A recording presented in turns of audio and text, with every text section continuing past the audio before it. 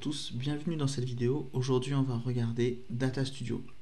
À quoi ça sert? Donc déjà, c'est quoi Data Studio? À quoi ça sert? Et surtout, comment s'en servir?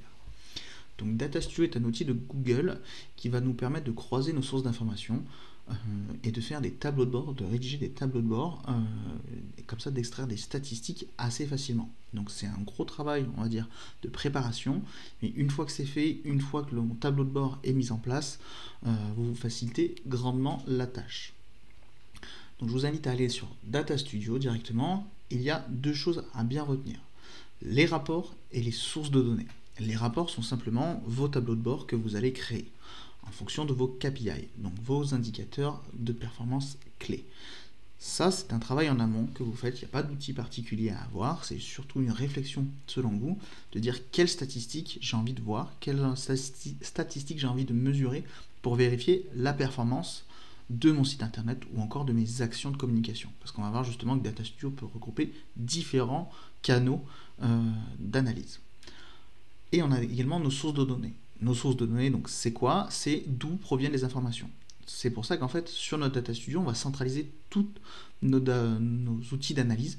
Je pense par exemple à Analytics en premier, mais on peut également ajouter Google Ads ou votre régie publicitaire préférée, Google Ads du coup. La Search Console, donc ça on est d'accord, c'est des outils Google, jusque-là rien de surprenant, vous pouvez déjà le faire sur Analytics, mais là, avec Data Studio, ce qu'on peut rajouter, c'est aussi vos réseaux sociaux. Je pense à My Business, mais je pense aussi à Facebook, je pense à YouTube, qui est aussi Google, mais vous pouvez croiser en fait différentes sources d'informations et tout regrouper sur une seule interface. D'où l'intérêt d'avoir quelque chose de plutôt centralisé. Donc, avant toute chose, je dois rajouter des sources de données. Ici, on voit que j'en ai aucune. Donc, pour ce faire, je peux faire plus, là en haut à gauche, créer le bouton. Merci. Source de données, du coup. Et là, en fait, je vais avoir toute une liste de différents supports. Donc, à vous de rajouter tous les supports qui vous concernent. Là, par exemple, je vais rajouter mon Google Analytics. Il me repère mon compte Google, ma propriété. Jusque-là, c'est normal également. Et enfin, normalement, ma vue. Bon, là, c'est la Google Analytics 4, donc j'ai pas de vue, mais si je vais sur ma version 3, j'ai bien toutes les données de mon site web. J'associe. En principe, il va me demander une notion d'utilisateur, d'accepter l'accès, que Data Studio accède à ces données-là. Même pas, il ne l'a pas fait parce que je lui avais déjà donné au préalable. Et là, on peut voir en fait toutes les dimensions et statistiques qu'il retrouve et qu'on va pouvoir du coup utiliser et mettre dans nos tableaux de bord. On verra à quoi ça sert après, mais en tout cas, vous avez un petit peu tout ça. Vous avez possibilité de créer directement un rapport. Nous, c'est pas notre cas. On va tout simplement rajouter d'autres sources pour justement avoir quelque chose d'assez cohérent. Donc je recommence, plus, source de données.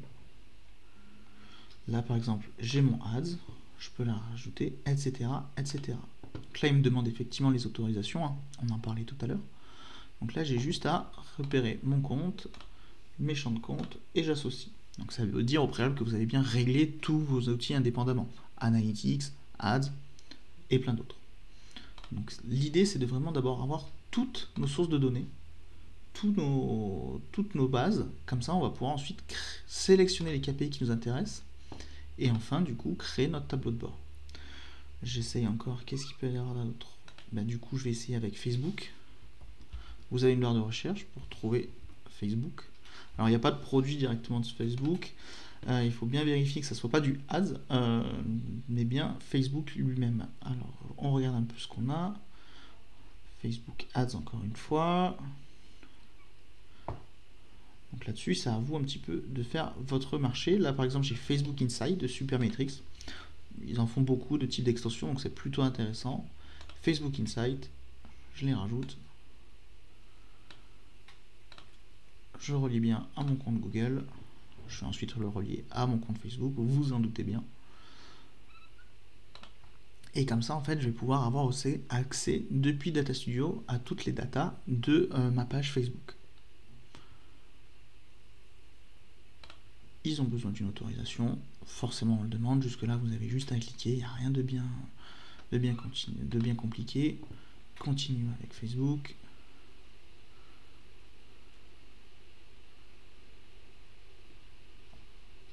Continue en tant que Pierre Frottier, c'est moi. Je mets ma page suivant. J'accepte tout ça. Et voilà, mon compte Facebook est associé à mon Data Studio. Donc je vais pouvoir récupérer mes datas.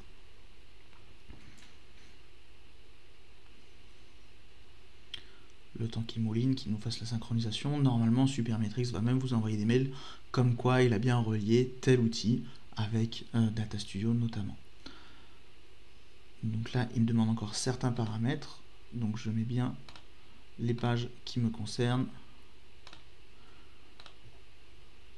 On met tous les paramètres là. Donc ici, je dois retrouver la France, plus 1, UDC plus 1, on va arriver. LOP, on a Monaco, Paris, voilà. Hop.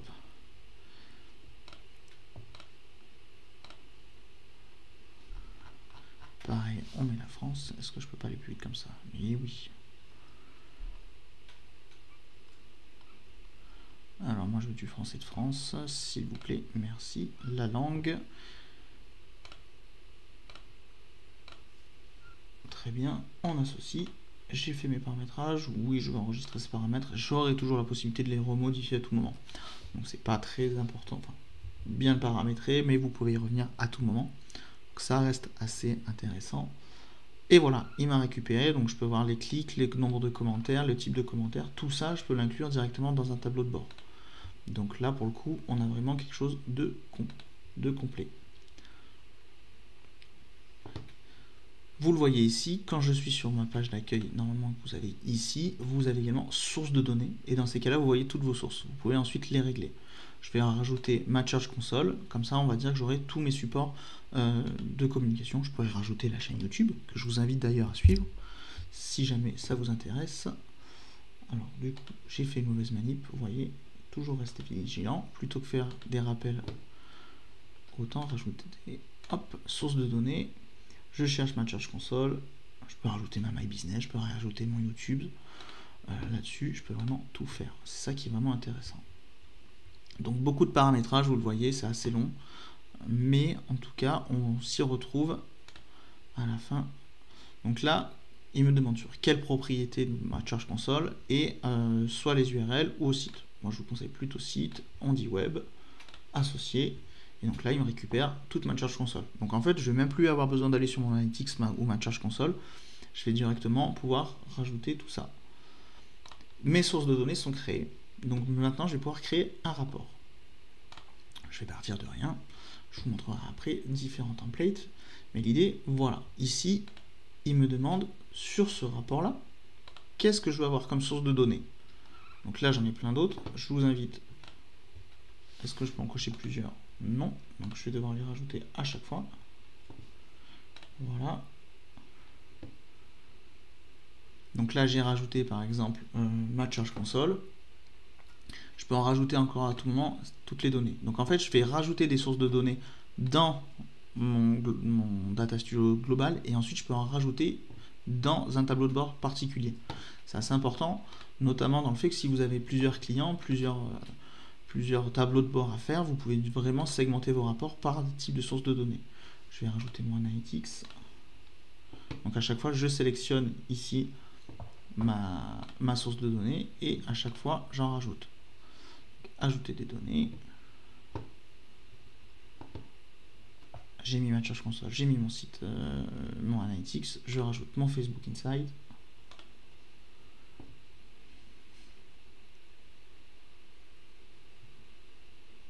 Quand il veut, bien sûr. Et enfin,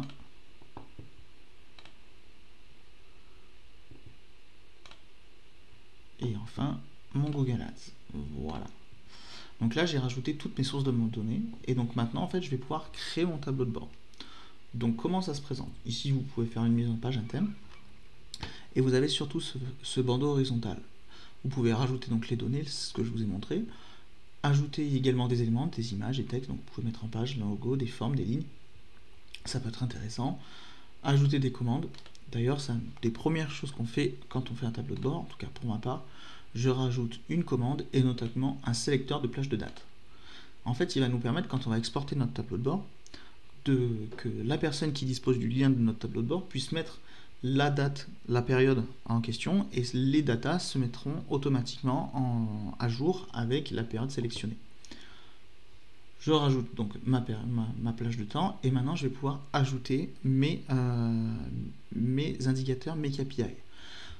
En fait, c'est le même principe qu'Analytics, avec le principe de graphique. On choisit d'abord son graphique, quel type de graphique on veut. Par exemple, je veux ne serait-ce que le nombre total de visiteurs sur mon site. Donc je choisis un type de graphique, je dis où je veux le mettre. Là, il mouline un petit peu. Et maintenant, en fait, vous allez voir, c'est très simple. J'ai ce bandeau sur la droite. Ici, source de données. Donc il faut d'abord savoir où est-ce que je veux chercher ma KPI. Dans mon cas, c'est pas sur la Search Console, mon nom d'utilisateur, c'est sur directement mes données de mon site internet, donc de mon Analytics. Et ensuite, je peux rajouter ma statistique. Ici, il me détecte automatiquement les nouveaux utilisateurs. Moi, je ne veux pas juste les nouveaux utilisateurs, je les veux tous.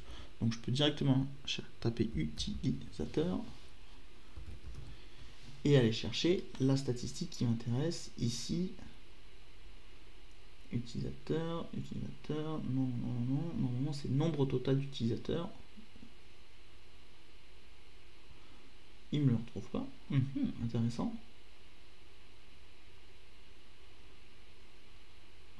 Utilisateur. Effet. Alors peut-être que je l'ai mal écrit aussi. Type d'utilisateur, non. Donc si je tape nombre total. Donc là, c'est vrai que là-dessus, c'est là où il est un peu pénible. Il faut chercher.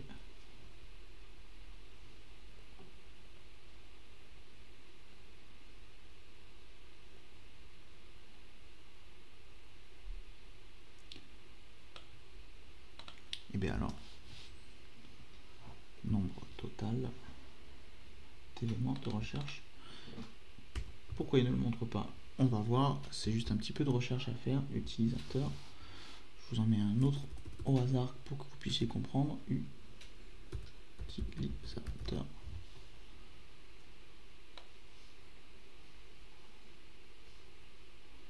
Nombre de sessions par utilisateur, non. Alors, utilisateur, il était là, tout simplement. Je ne l'avais pas vu. Et donc là, il va me dire les utilisateurs qu'il y a sur mon site. Pour le moment, cette statistique 25, ça ne veut rien dire parce qu'on n'a pas de splash sélectionné. Mais on va voir justement si ici en haut à droite, je fais afficher. Il me génère mon tableau de bord. Donc pour le moment, il est plutôt vite, c'est normal. Je sélectionne du coup ma date. Donc par exemple, du 1er au 30 avril. Donc tout le mois d'avril. J'applique. Et automatiquement, il met à jour, vous voyez, utilisateur 6. Et si j'agrandis ma période, au fur et à mesure, si je prends depuis le 1er décembre, il va le changer automatiquement, il réactualise et me met bien le bon nombre. Donc ça, c'est déjà plutôt intéressant. Et en fait, maintenant, c'est plutôt à vous de dire quelle statistique vous intéresse. On va voir également, par exemple, par carte. Une carte, ça peut être intéressant. Ces utilisateurs-là, où est-ce qu'ils sont cachés? Donc j'ajoute un graphique. Plutôt que de choisir, alors petite astuce, plutôt que de choisir Google Maps, choisissez bien graphique géographique. Plus intéressant, en tout cas je le trouve plus intéressant, plus pertinent. Là il nous classe une dimension par pays et les utilisateurs. Donc utilisateur, on est d'accord, c'est la bonne statistique, mais là j'ai pas la bonne dimension. Donc ici on veut pas voir par pays, mais on veut voir par région. Donc je choisis bien ma bonne dimension. Et là, normalement, il me met les États-Unis. Bon, moi, je m'en fous un petit peu des États-Unis, mais je peux ici. Donc, j'ai bien réglé ma dimension, ma statistique. Maintenant, je peux dire où est-ce qu'il zoome, où est-ce que cette carte doit zoomer. Donc là, directement, France. Et donc là, il va me mettre une carte de la France avec les zones chaudes et les zones froides de mes utilisateurs. Donc ça vous permet de générer des cartes. À vous de voir, encore une fois, quel type de carte ça peut vous intéresser. Je peux également faire des graphiques en anneaux.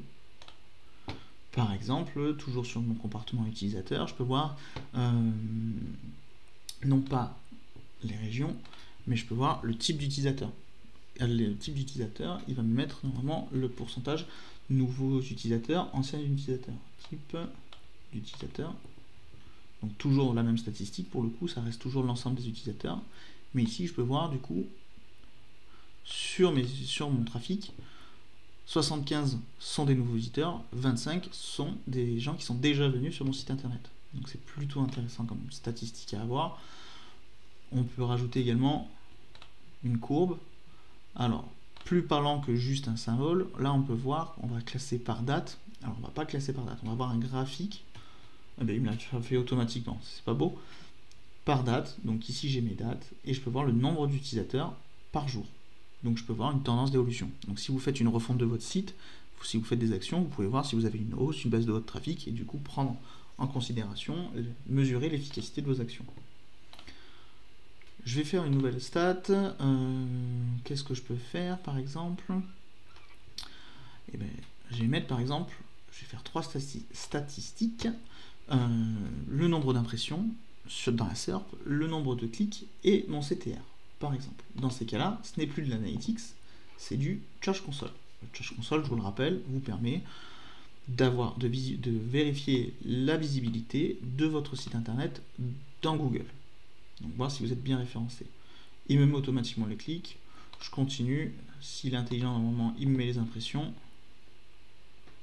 Il est intelligent. Vous voyez, il vous le génère tout seul presque. Et un troisième, va-t-il nous mettre notre CTR? Et il nous met même le CTR. Donc ici, je peux avoir les indications de base de ma Search Console. Toujours avec ma période à chaque fois.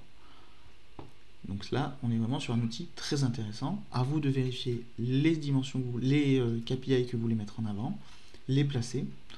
Autre fait intéressant, là ça vous semble limité en termes de mise en page, je peux tout à fait ajouter une nouvelle page en haut à gauche et du coup faire un tableau de bord assez complet, faire une page trafic, une page ciblage avec les données démographiques, etc., etc., une page réseaux sociaux, etc., etc. Vous pouvez du coup maintenant, votre tableau de bord est fait, vous pouvez du coup le partager. En haut à droite, vous avez le bouton partager. On peut gérer les accès. Il nous génère un lien et on peut voir normalement comme sur un document Drive, gérer les accès, qui peut modifier ou pas le tableau de bord, qui peut y avoir accès, quel lien. Donc là-dessus, vous pouvez vraiment partager. Ici, je peux donc inviter des personnes, obtenir le lien, voilà. Copier le lien, associer les lieux au rapport actuel, très bien. J'ai un lien que je peux simplement partager et je peux même exporter mon rapport. Alors, dans ces cas, pour télécharger un rapport, toutes les pages, on peut sélectionner, par exemple, juste une page, télécharger. Le souci, et vous allez vite le voir, il me prépare mon PDF, c'est que j'ai pas la date. Donc, pensez à bien modifier la date. Par exemple, ici, à mettre votre plage de temps. Vous voyez, il me fait mon PDF et là, automatiquement, il me met. Donc, je peux pas sélectionner ma période. Normal, c'est un PDF, mais au moins, il me génère quelque chose d'assez propre. Donc, pour un client, par exemple, ça peut être très intéressant de lui exporter mensuellement ses statistiques.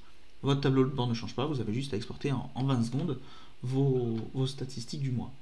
Donc, pour sélectionner une période, je vais directement dans Afficher. Je prends ma période, je reprends mon 1er avril au 30 avril, j'applique, il me met à jour mes statistiques, je télécharge mon rapport, là je peux sélectionner juste une page, comme ça il me fera un PDF d'une page,